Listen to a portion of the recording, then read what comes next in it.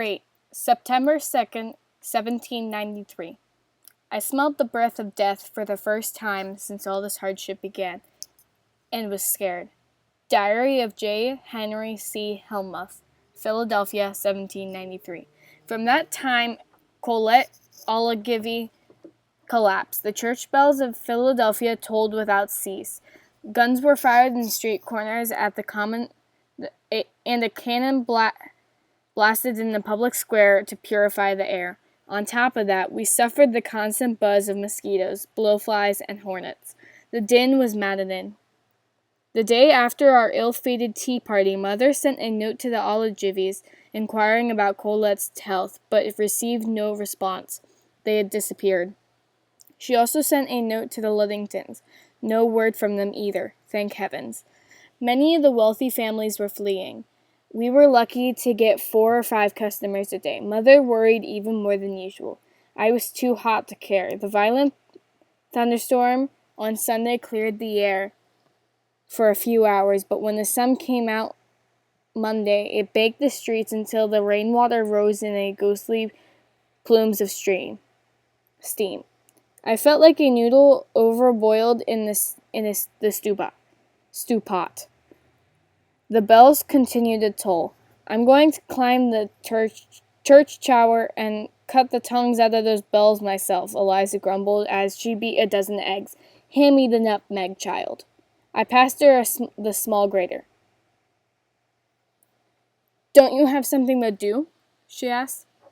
It's hot enough in here without an extra body breathing on me. What did your mother say before she left? I'm waiting for Grandfather to finish his business, if necessary. He said I could go with him on the newspaper office. To the newspaper office. Eliza scowled and waved a towel at the flies buzzing above the wall. Pick me some fresh asparagus grass. These pests are a plague. The sun blinded me as I stepped outdoors. The garden looked distressingly poor, even with all the water I had done and the brief rain. It was a good thing we were able to buy at the market. The asparagus grass grew along the back fence. I gathered a handful of fronds, cut them at the base, and tied the bunch tightly with a piece of twine. Back in the kitchen, I stood on a chair and hung them from an iron hook in the center ceiling beam. There, I said, pushing the chair back against the wall. This should discourage the flies. Thank you. Taste this pudding. Tell me if it's all right.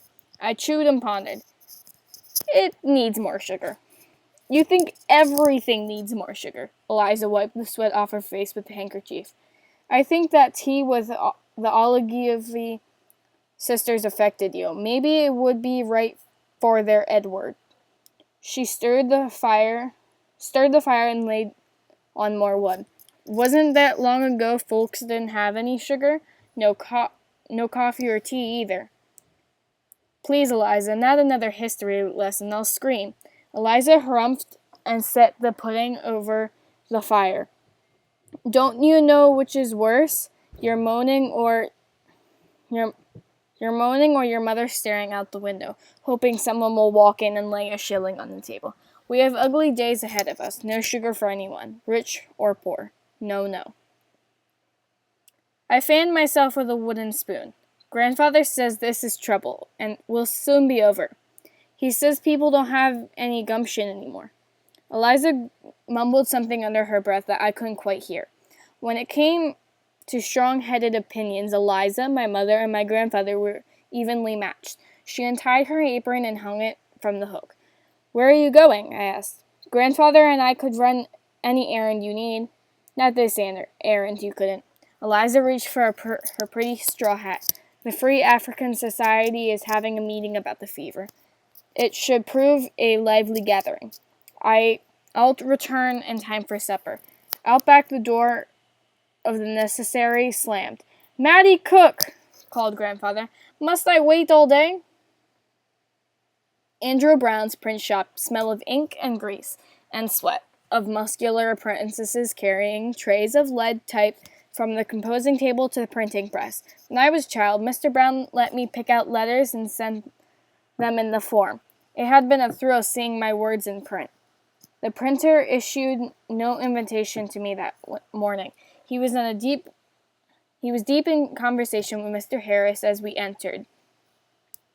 "Is that news, Mr. William?" Mr. Brown asked. "Packed your bags for a trip to the country." He wiped his hand on his apron and sent an apprentice for a bucket of ale. Grandfather banged his cane on the floor. "I didn't run from the redcoats, and I won't run from a dockside miasma. What is wrong with people, Andrew? We suffered all kinds of disease in your youth, but folks were sensible. They didn't squall like children and hide in the woods." Mr. Karras cleared his throat. If the yellow fever were a soldier, you run through with your famous sword and sit down to a hearty dinner. But there may be cause for caution, old friend. Listen to the mayor's orders, which Andrew just printed. He picked up a broadsheet and read, on advice from the college and physicians. All persons should avoid those that are infected. The homes of the sick should be marked. Sick people should be placed in the center of a large airy rooms without curtains and should be kept clean. We must supply a hospital for the poor. All bell tolling should cease immediately. The dead should be buried privately. 7. The streets and wharves must be kept clean. 8. All persons should avoid fatigue of the body and mind. 9. All persons should avoid being in the sun, drafts, and evening air. 10. All persons should dress appropriately for the weather. 11. All persons should consume alcohol in moderation.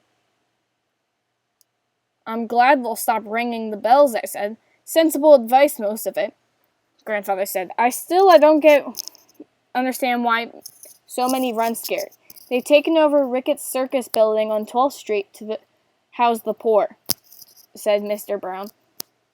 Isn't that why we have an almshouse?"